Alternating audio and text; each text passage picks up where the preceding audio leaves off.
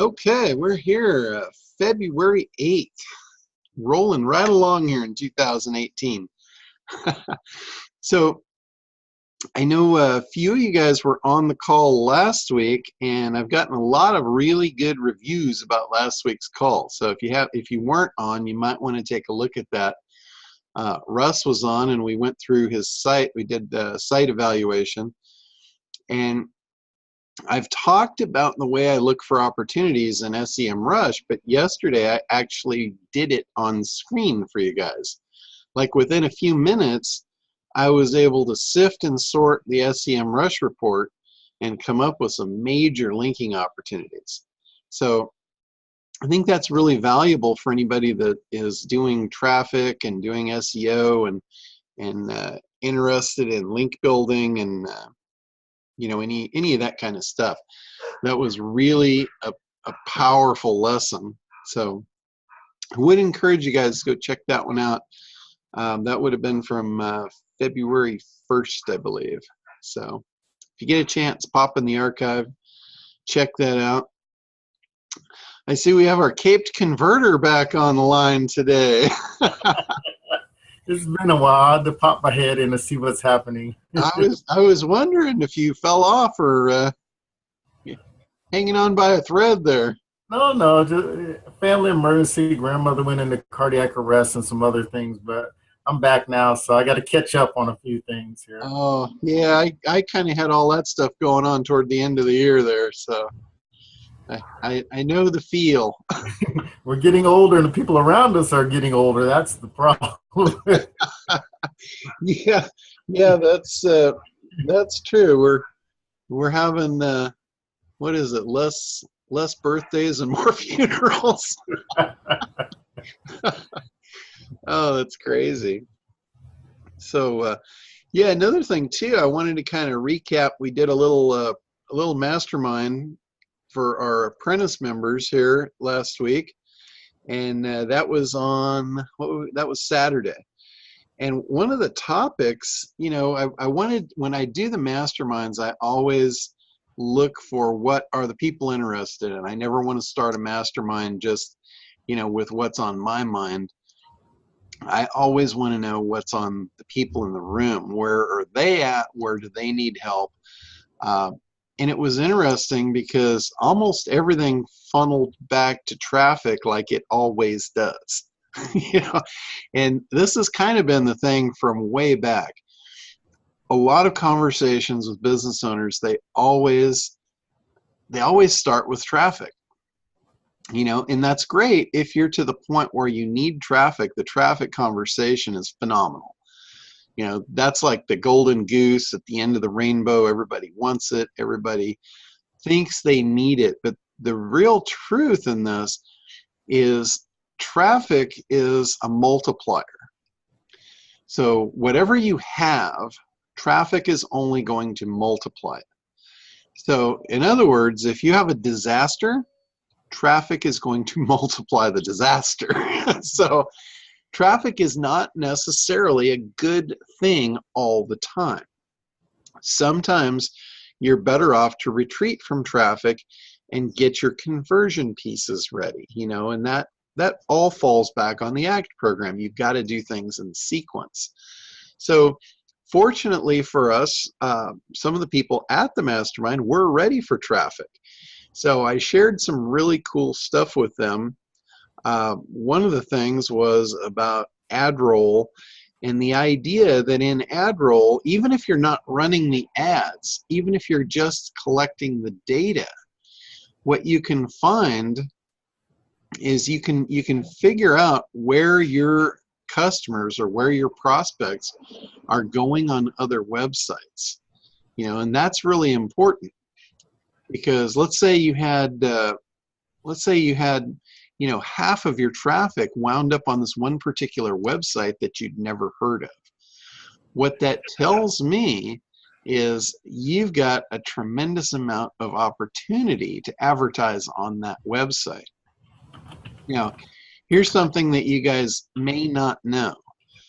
Any site that is in the network of advertising, like let's say any site that's in the display network, any site that is showing retargeted ads on it. The goal of the webmaster is to monetize the site. That's why they put it on the display network. That's why they allow ads on there. So here's what happens. A lot of these sites, whether they be sites for entertainment or whatever, they're drawing a lot of traffic in, and they don't necessarily have a way to monetize it. They've done a really good job at getting people in and getting them on and engaging them on the site, but they don't necessarily maybe have a product or a service. So what they do is they turn to the ad networks as a way to monetize. That way they don't have to run their own banner program. They don't have to sell ads, because a lot of people, they don't want to do that. You know, they want to do what they're doing. They want to blog. They want to, you know, talk to a community or whatever it may be, but they don't want to run the business of selling the advertisements and all that. So a lot of these ad networks have made it really easy. They say, just pop this snippet of code on your site. We'll display the ads and we'll pay you for the ad space. So they love that. But here's what you guys may not know. And this is really kind of a simplistic thing. When I say it, you're going to say, oh, yeah, well, it totally makes sense. I knew that. But sometimes you don't, you know it, but you don't recognize it. You don't acknowledge it. And here's the thing. They are in the business of monetizing their site. So you can literally go to them and ask them, how much would you charge me to run a full banner on the site, a static banner that showed to all of your visitors, all of your viewers? Because when you're in the ad network, your ad might show on their site maybe once or twice a day, when all the other sites that are advertising are going to rotate through. If your clientele's on that site and that's your perfect audience, how cool would it be to pay a few bucks and have your banner show up there all the time? And that's what the stats will tell you. The stats out of Adroll will actually tell you what sites your audience is visiting. You know, and a lot of times it's not going to be Facebook. You know, yeah, they're on Facebook a certain time of the day, but they're on a bunch of other sites.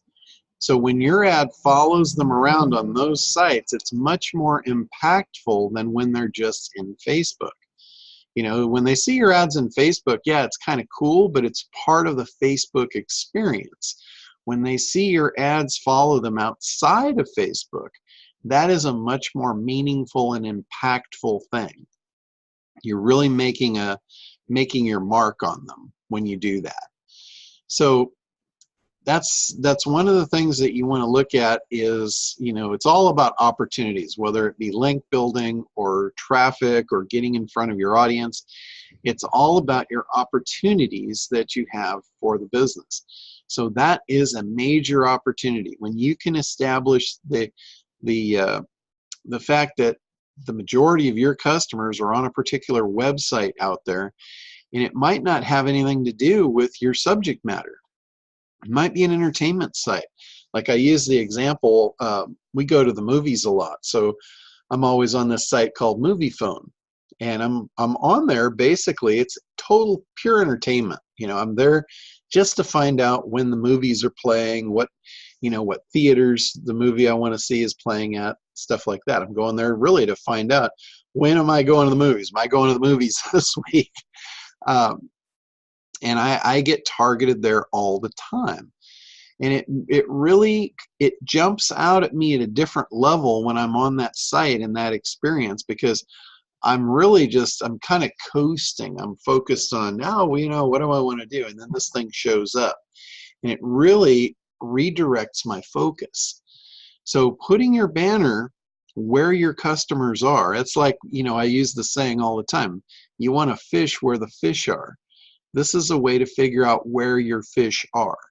You know, what sites are they on, and show up there. So that can be a really big impact for you. So I'd like to see you guys get into that.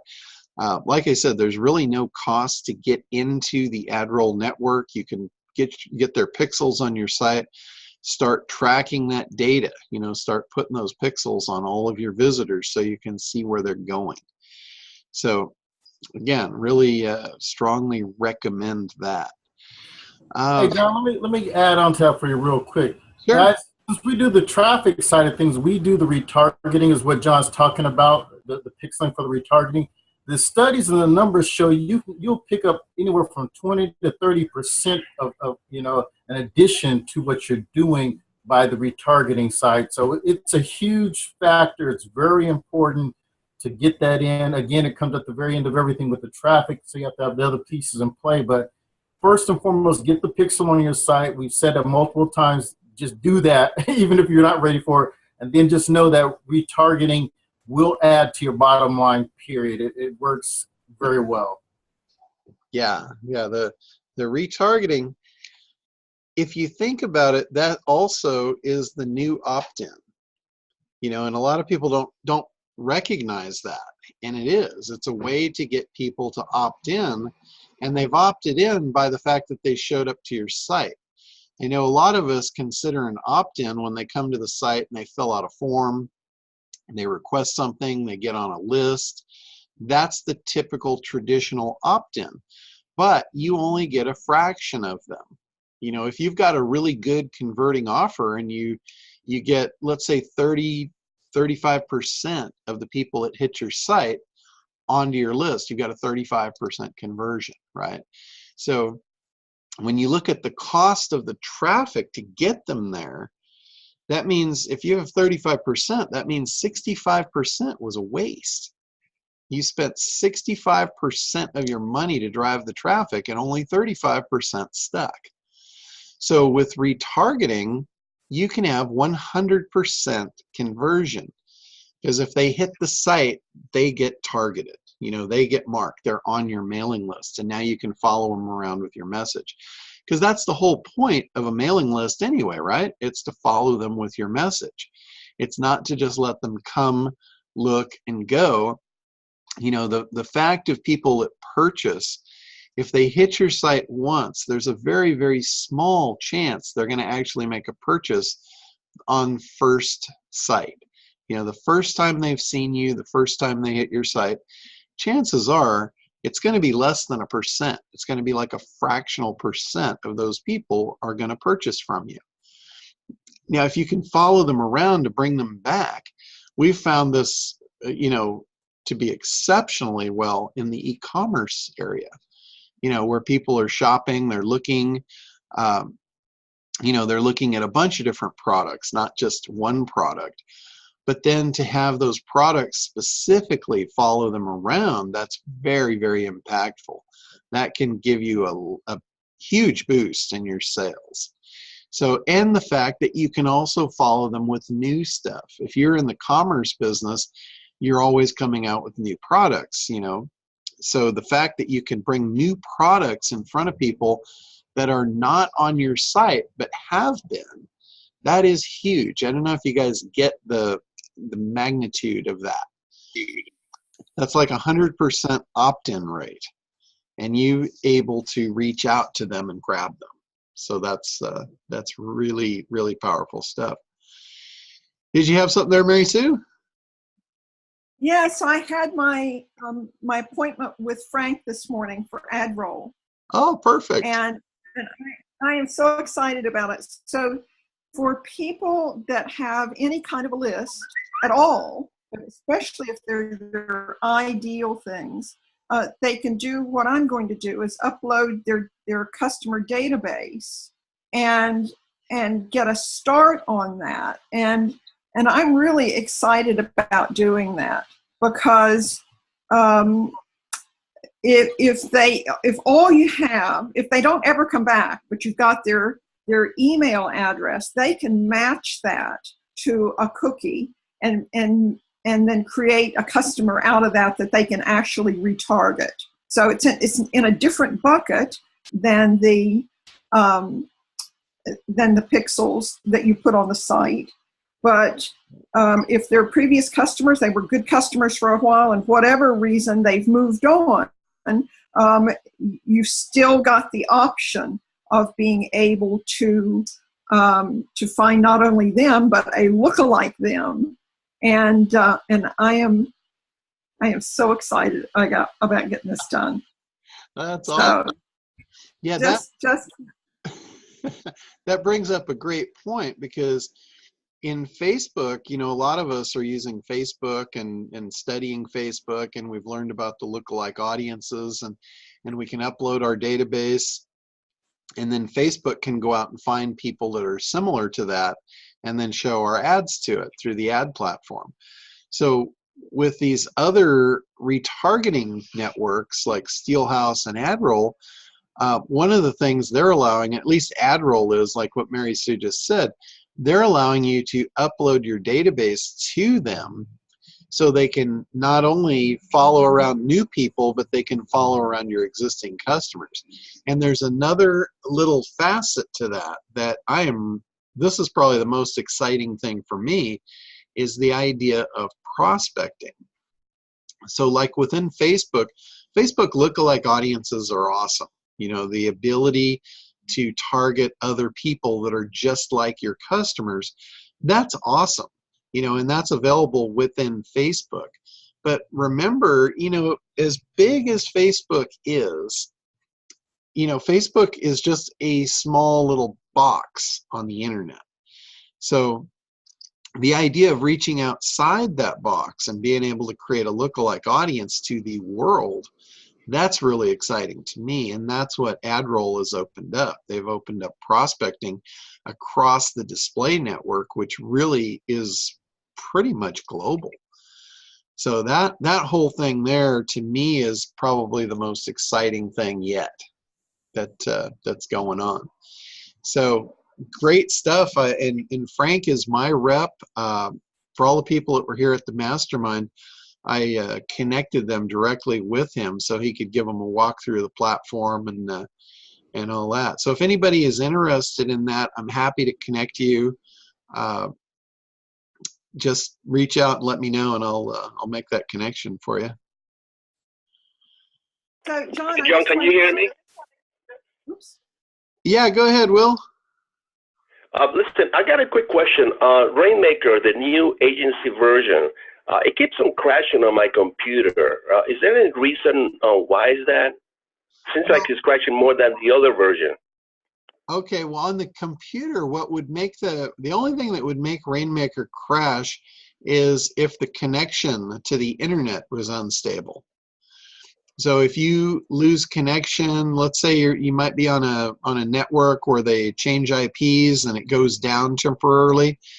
If Rainmaker is trying to make a connection on the network and the network is down, then it automatically just shuts off and goes offline. And then you got to restart it. So that has been that's really been the only reason in the current version that we see it that it would crash. I see, because I mean, like every day I had to come back and probably reset it about 3 times a day, something like that. Okay, yeah. So your internet connection might be unstable, or you might be on a proxy server. Are you using Hide My Ass or anything like that? No, I'm not using any of that. Okay. I'm straight connected to the router, and then from there I go out to the internet. Okay. You might check with your service provider and see if you're on a dynamic IP, because if you are, that means the IP is constantly rotating. So that. Okay, I'll follow up with Doc. Yeah, that could be it, but that's the only thing that I know of that would crash it. Doesn't have anything to do with your computer or your speed or anything like that. It's that connectivity to the internet, because that's really what makes the Rainmaker software work. It's connection to the internet. So if it's in the middle of a process and it loses that connection, then that breaks it and it would fail. All right, I'll follow up with Cox and see what they say then. Thanks, John. Okay, sure, no problem. All right, back to Mary Sue. So I just wanted to share a quote by Peter Drucker that I heard this morning. And I thought, oh my goodness, if that doesn't sound like ACT, I don't know what does. I don't know whether you have it on in your program or not, but he said, the aim of marketing is to understand the customer so well that the product or service fits him and sells itself. Is that a bullseye or what? That's pretty much right on the money. Absolutely. I mean, I just thought that was so cool. It just sounded exactly like ACT. So anybody that wants to live up to that quote, now they have an absolute place to go. Yeah, you really do. You need to understand your customer. You know, one of the biggest things in sales, for you to make a sale, and I don't care what you're selling, for you to make a sale, your customer has to have certain beliefs in place. Otherwise, the sale's not going to happen. And those beliefs are all in the head. You know, we talk about the heart and the head. And to make a sale, you've got to seduce the heart and convince the head. The head is the thing that gets in the way. You know, if the head wasn't there, the heart would just get everything. You know, the heart would buy everything. But it's the head's job to protect the heart. So that idea of understanding your customer, not only understanding what they want that appeals to their heart, but understanding what is going to get in their way of getting it, which is understanding what's in their head. And those would be your objections. And objections are all based on beliefs. So it is so true. That statement just rings so true. You've got to understand your customers. And the two things that's most important about understanding them, you know, we do a lot of work. We do a tremendous amount of work and analysis to understand those customers. But it really boils down to these two things. It's understanding their wants, which that's like their timeline. You know where they are and you know where they want to be. So you understand their wants and their desires. And then you've got to understand their beliefs, which are ultimately become their objections. That's what's going to prevent the sale. So those beliefs, you know, they might believe they can't get the desired outcome. Maybe they've tried and they failed. Maybe they saw, 10 of their friends try and fail. Whatever it was, that has formed a belief inside them.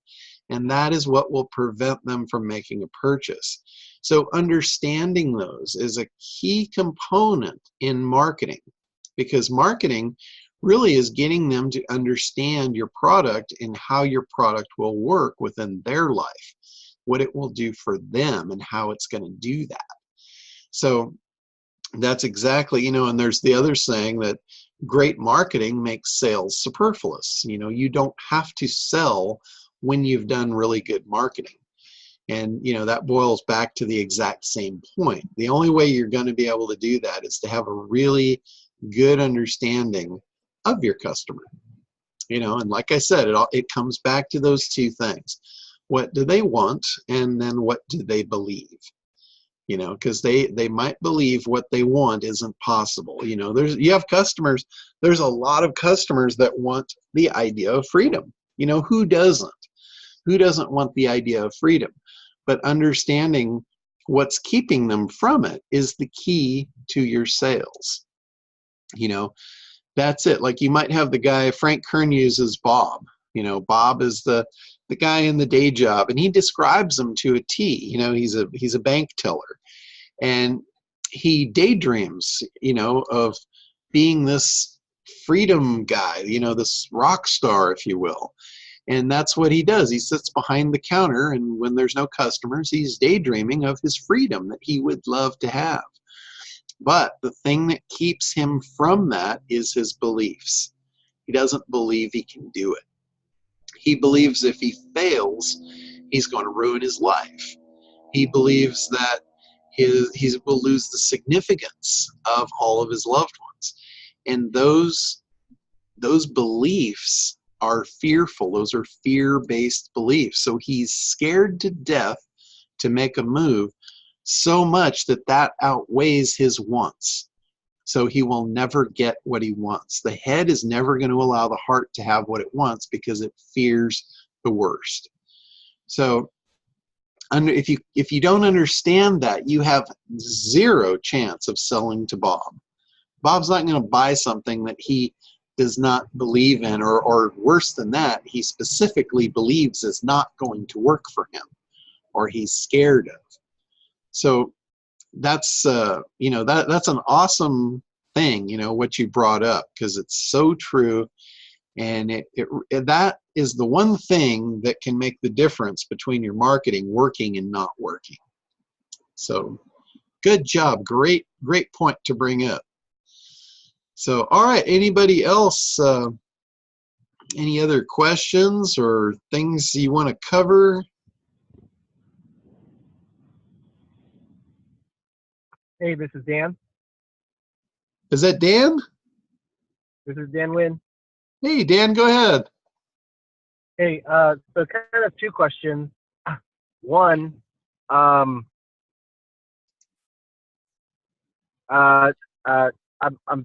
looking to develop a separate website for the different practice areas I have. In terms of picking domain names, how niche or how broad should these be? So, for instance, you know, if I do trademarks, I can do just like trademarklawfirm.com, or if I'm looking to specifically target restaurants, so I do restauranttrademarklawyer.com, and so forth. I understand if I go really niche, then I have to buy and maintain all those domains at kind of a cost. So I'd like to get your feedback on this first question. Okay. I'm going to answer this question the way I talk to my commercial clients.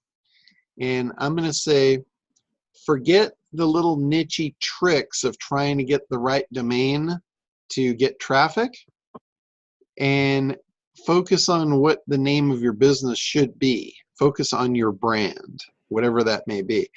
And I'll tell you, I've got a couple commercial clients that made that mistake back, 15 or so years ago. They thought they needed a domain that had their keyword in it instead of their brand. And in fact, one of them, this is the worst. I'm going to give you the worst case scenario here. He actually focused his brand. He recreated his brand around a keyword instead of basing it around what it should have been, which was his company. So he changed the name of the company and he made it the specific exact match keyword. And what happened was, in the process of link building, there's no way to not over-optimize by doing that. So I'm going to mute you out here, Dan, because you got some background music and then or some background sounds there, and then you can unmute when you want to come back and talk. So, okay. So the problem was he changed the domain name to be an exact match keyword. He changed his company name and all that. So what happened was he became over-optimized for an exact match term, and Google basically penalized the heck out of him for that. Even though it was technically his company name, in their eyes, it was over-optimization. So the ideal thing is to have a brand that is your company name and then have keywords that relate to that company name. Because one of the things that Google specifically, if you're interested in Google traffic, one of the things specifically that they want to see is brand recognition. So by you creating brand recognition, that's very unique and specific, and it's not like you're going after some target term. You're not going in trying to steal the golden goose. So when they look at that, if they identify your brand as the golden goose, you're pretty well cooked. So I really wouldn't recommend that. Now, there's some people that they'll go after a domain name that's got their exact match keyword in it, but then their brand is different, so they can offset that by doing brand links. So that's that's also something that you might consider. But really, back to the point of what I would recommend to a business owner is whatever the name of your business is, that should be the name of your site, ideally. Now, sometimes that doesn't work. Sometimes it's taken, and in that case, I wouldn't make a variation of it. Like let's say I'll use Coca-Cola, for instance. if you had the domain name of Coke, or let's say you didn't have the domain name of Coke, and that was the base URL, and you tried to do Coke LLC, what's going to happen is everyone is they're going to type in coke.com, not cokellc.com. I know a lot of people put dashes in. That's kind of the kiss of death. That was a keyword-related strategy that got overused and abused. But the thing is, if you do any kind of real advertising in the real world, like let's say you get on radio and you say, my site is trademark-law.com. Well, when they go home and they type in the domain name, they're going to type in trademark law. They're not going to type in trademark-law. That's not going to stick in their head. So you want to be careful of doing things that are not easy. Domain names should be as short as possible, as easy to remember as possible, and have no things outside the norm. The other thing is it should be a .com. Forget all these other funky endings, the .tvs and all that, because again, if you advertise that domain in the real world, you're going to be driving traffic to your competitors. So there's no sense in doing that. And again, this advice is basically, this is what I give manufacturers when they ask me, what do I do here? I say, do everything as though it is the best thing and the best interest for your business. If your business is a certain name, there's no reason that your domain name should be something different, unless it's already taken. And again, if that's the case, and you are going to advertise the domain name specifically, you want it to be as unique as possible.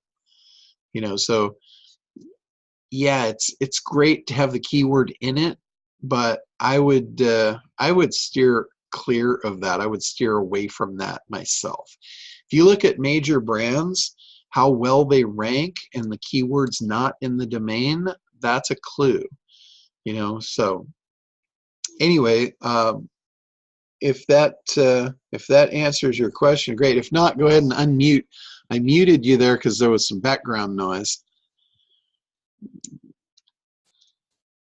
All right, anybody else? Any other questions, concerns, things you want to share? Hello, John. Gregory. Yeah, Gregory, go ahead. Okay. I've been trying to sign up to Zoom, and when I signed up to Zoom, I got a security alert, and my Firefox froze, and I had to close out and get out of it. And it's happened a couple of times. Is there something going on with the Zoom or something? I don't know. Weird. I'm not sure about that. I do know that they had an update this morning, because when I went to log in today, it wanted me to update the software before I could run it. So they may have had something going on. They might have a certificate that expired, or who knows. Okay. Now, the other thing on Zoom, it says 3 people to 50, 40 minutes. So therefore, if I'm going to have a group meeting like this, and it's me plus 4 people, I mean, me plus 3 makes 4, that would be my meeting's limited to 40 minutes if I wish to stay on the free account. Yeah, on the free account, when you sign up for the Zoom free account, they have a limitation of how many people you can have in the meeting, and also how long you can record the meeting. And I think you're right. I think it's like 40 minutes for the recording. For the recording. But if we don't do recording, then there's no limitation? I don't think there's a limitation if you're not recording. It's the ability to record, though, I believe, is 40 minutes. Okay. John? I just finished up with James Malinchuk Mastermind this week, and I officially accepted the group's urgings. I am now the options trader and coach. So I got big applause from him, because people have seen me struggle for 3 years identifying myself and finally accepting it. So that's going to be happening in the next few months. That I'll be doing options training as a coach, but I am not going to be doing what they call beginners training. Beginners have to go to class, and then I'm a coach after they've gone to class on whatever software. Because I've gone to 12 schools, I pretty much know all the major softwares. I pretty much all know all the crinks of all the different chart programs and the hangups. So Cool. that's progress in that direction, and that was it. Thank you. Awesome. Good stuff. All right, go ahead, Gwen. I was going to say, just a comment on the Zoom. I started with the free, and I was actually on with a couple of clients. And once I hit that 40 minutes, the notice came up saying you're out of time. Actually, it was like 15 minutes till or something. It said you're out of time. If you want to stay on, you need to purchase. So I went ahead and just bought it for the monthly. Yeah. I think it's $15 a month or something. Yeah, it's pretty inexpensive if you're going to be using it for client meetings and things. It's well worth it. It's you know, Right. I've used a lot of these different type of programs, and I really like it. They have, But it did cut me off without recording. I just wanted to let you know that. Okay. So it's just a flat 40 minutes regardless, though. Yes. Okay, good to know. Yeah, so that's cool. You know, there's another upgrade to Zoom where you can do webinars as well. And I tried it. The only reason I didn't stick with it, I've got a year's worth of GoToWebinar. So I wanted to use that up before I switch platforms or decide to make a switch. But one of the cool things, I did use it for a month just to kind of play around with it. And it's a little more, I have to say, I like GoToWebinar a little better because it's more streamlined and it's easier to use. Like there's so many different things that you can do with the Zoom. But one of the cool things with Zoom was you could automatically stream it over Facebook as a Facebook Live. So when you're doing your webinar, not only are you recording the webinar, you're doing the webinar live with its own attendees, but that social proof is also streaming across onto a Facebook Live. And I think there was a couple others you could stream it on as well. So that I thought was a really cool feature of their webinar upgrade. I think that's like $40 a month for Zoom Webinar. So that's a pretty cool upgrade as well. So, all right, anybody else here? Go ahead. Hi, John. Hey, Lewis, how's it going? Very good. A quick question about SEO. Okay. I've been watching several YouTube Hangouts regarding LSI keywords, and it seems that the most SEOs or most people that work in marketing thinks that LSI keyword are synonyms or related terms, but Bill Slawski and several other SEOs said that it's more related to the subconscious message you want to send to the client. Okay. So what's your point about LSI keyword? Sure. So LSI, what that means is that's latent semantic indexing. And in the true sense of the word, it's related keywords. Now, from a search engine perspective, what they see is if you have a lot of LSI keywords, then it's highly relevant content. So that's one of the factors from an SEO standpoint that they look at to see if the content's relevant. And I'll give you an example of that. If you were optimizing for baseball, some LSI terms that are not synonyms to baseball, but they're very related to baseball, which means they're LSI, they're latent semantic index terms. So for baseball might be stadium. You know, stadium's not a synonym of baseball, but it's a highly related term. Bat, ball, glove, home run, first baseman. right field. Now right field could apply to a lot of different things, but it also falls into the bucket for LSI for baseball. So that's some of the stuff that Google looks at is the more, they've got all these buckets of all these terms for LSI. So the more related you are, then in the times of content, when content had a lot of relevancy or a lot of weight as far as the algorithm, that's one of the things they would look at to try and figure out if your content was really on topic and relevant. But now what they're looking at more is they're using Google's rank brain to see how relevant the content is based on the user experience. If the user clicked through for a particular keyword and the content's not relevant, they would get a good signal of that by the bounce rate. So they're not leaning on that LSI near as much as they once did. They also look at that as far as link building. Keywords linking into you, are they related? If they are, again, it's all in your benefit as far as the points-based system. Now, LSI for marketing is a totally different animal. LSI for marketing is going to be using words and phrases that appeal to the subconscious that are highly relevant.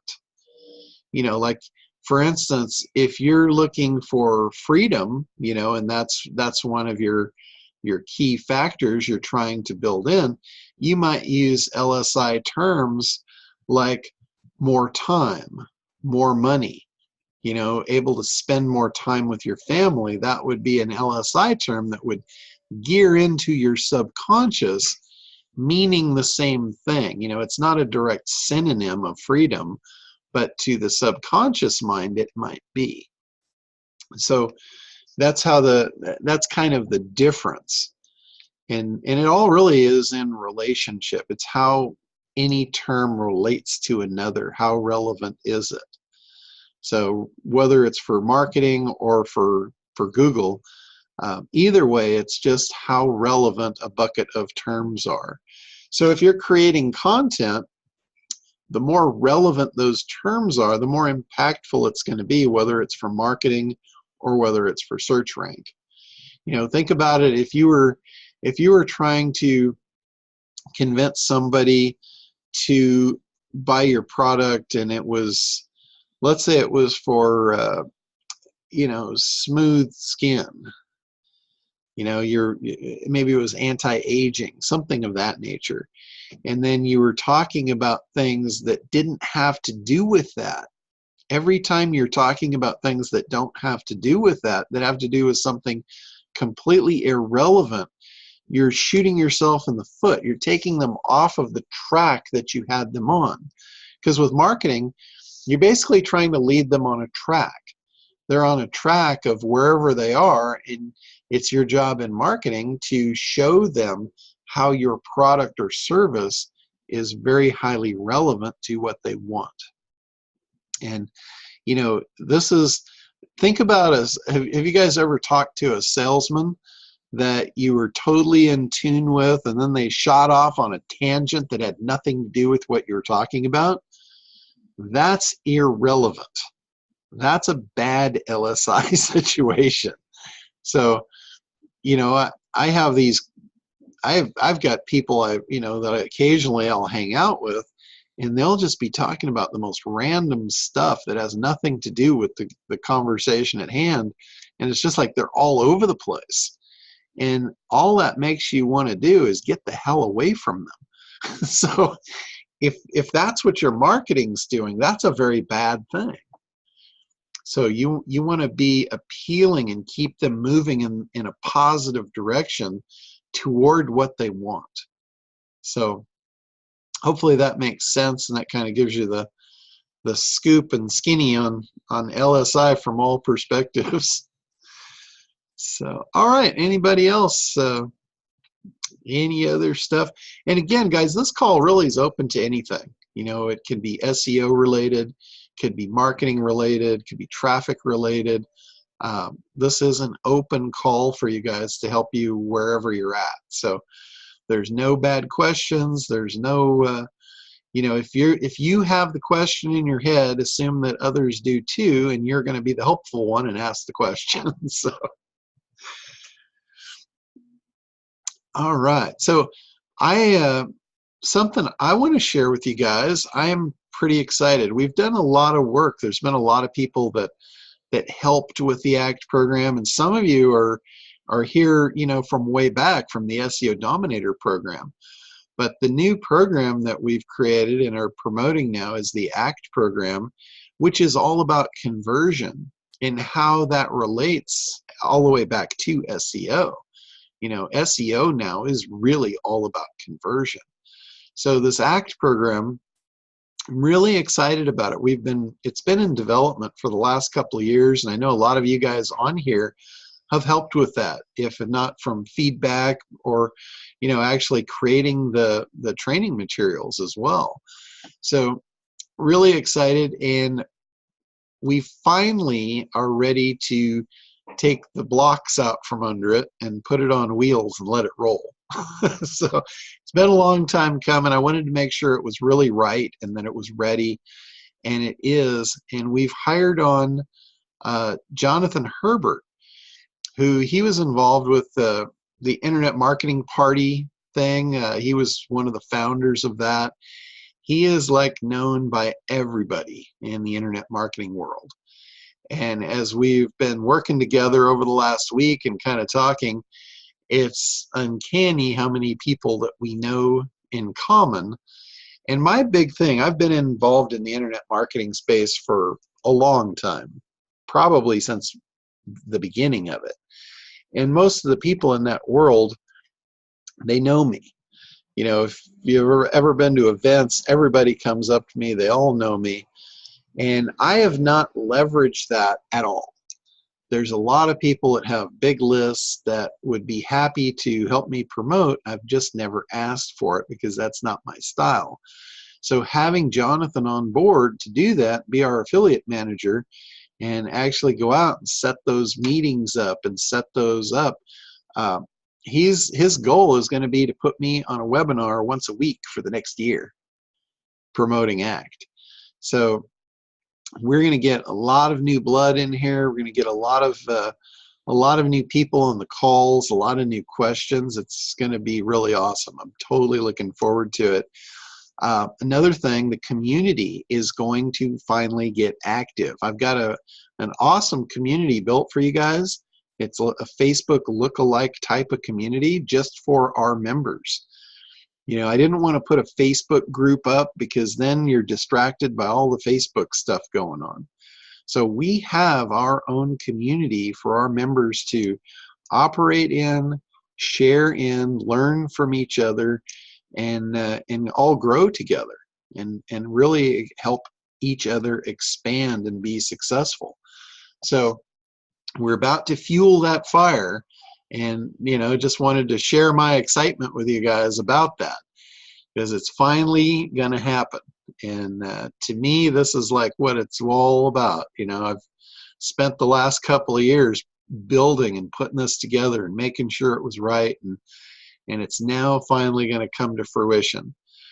I've also got a team converting it into Spanish to serve a market that is not underserved, it's just not served. So we're not only going to bring this out to everybody here, we're going to also bring it out to the Spanish community. So I speak about enough Spanish to get on a boat and go fishing in Mexico, and that's about it. So I had to bring some people on that are fluent in Spanish and can actually deliver my content to that market. And that's pretty exciting as well. But what I wanted to do is extend the offer to you guys. If any of you have a list and you would like to promote, I can connect you with Jonathan and he can schedule you in either just on a generic webinar, or if you've got a big enough audience and you want to promote it to your own audience, we can do that as well. And even if your audience isn't big now, if you plan on promoting ACT in the future, what we'll do, we'll set the webinar up anyway. We'll record it as though there's 1,000,001 people on it, and we'll get you a branded version of it just out to your audience. Ted wants to know if the Dominator Club is going away. No, it is not. It is here. It's here forever. I'm going to move it in and actually give it to the ACT members in the traffic section.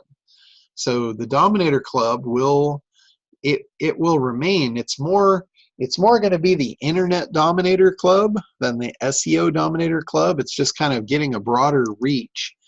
And what's going to happen is all the SEO Dominator training is going to just be part of the traffic training in the ACT program. So that will be the only shift. The content will be the same.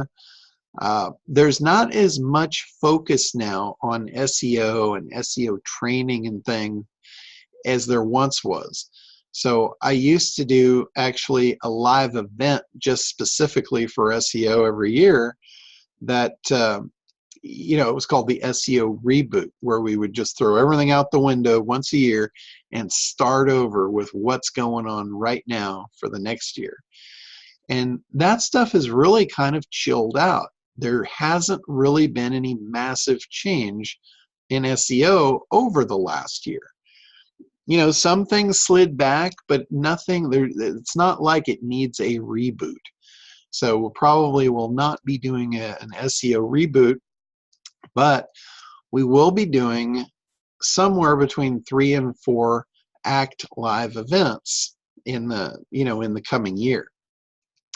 So the idea is to do enough webinars to get enough people in to have these live events quarterly with between 200 and 300 people per quarter, and have our coaches in there, have our accountability program, sell people up to the apprentice program, and really create a very large opportunity for all of our coaches, our accountability coaches, our skill set coaches, and really be able to help a lot of people. So I wanted to make that offer to you guys if it's something that your list would resonate with. And it's 50% commission, so any sales that go through your affiliate, you get 50% of that.